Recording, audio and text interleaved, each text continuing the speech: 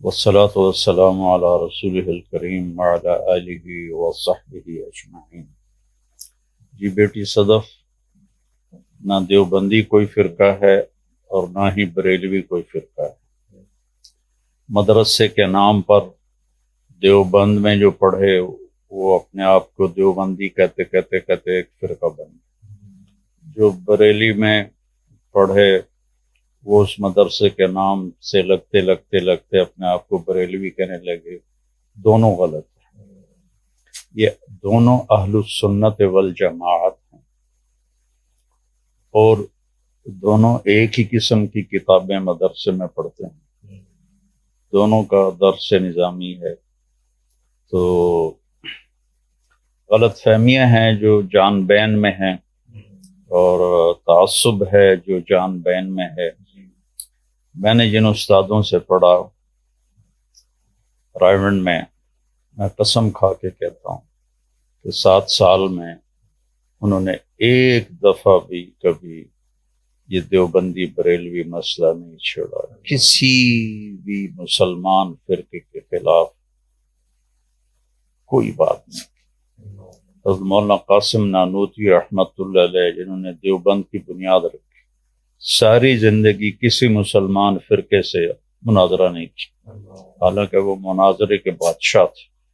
عیسائیوں سے کیا، ہندوؤں سے کیا، آریہ سے کیا، جین سے کیا، لیکن کسی مسلمان فرقے کے خلاف آپ نے مناظرہ نہیں کیا۔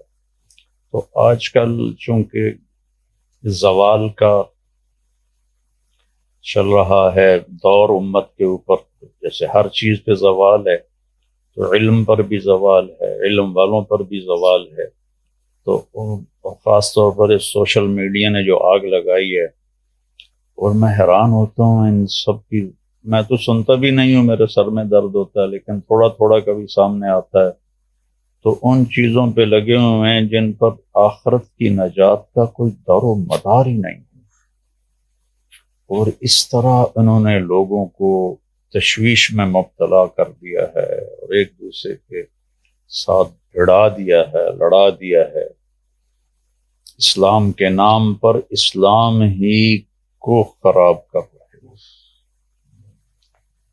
لہجے کی شدت اور بدتمیزی سے بات کرنے والا کبھی اسلام کا داعی نہیں ہوتا، وہ اپنے نفس کا داعی ہوتا ہے۔ میرے اللہ نے فرعون کے پاس بھیجا موسیٰ علیہ السلام کو، تو فرمایا قولا لہ قولا لینا، دونوں موسیٰ ہارون نرمی سے بات کر، لعلہ یتذکر او یخشی، شاید وہ نصیحت پکڑے اور ڈر جائے، مان جائے، حالانکہ اللہ کو پتہ ہے اس نے ماننا کوئی نہیں ہے۔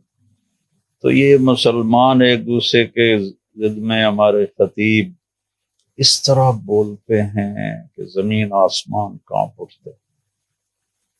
احترام نہیں سلف صالحین کا، عزت نہیں۔ اختلاف رائے کے بھی آداب ہیں، اس پر مستقل کتابیں لکھی گئی ہیں۔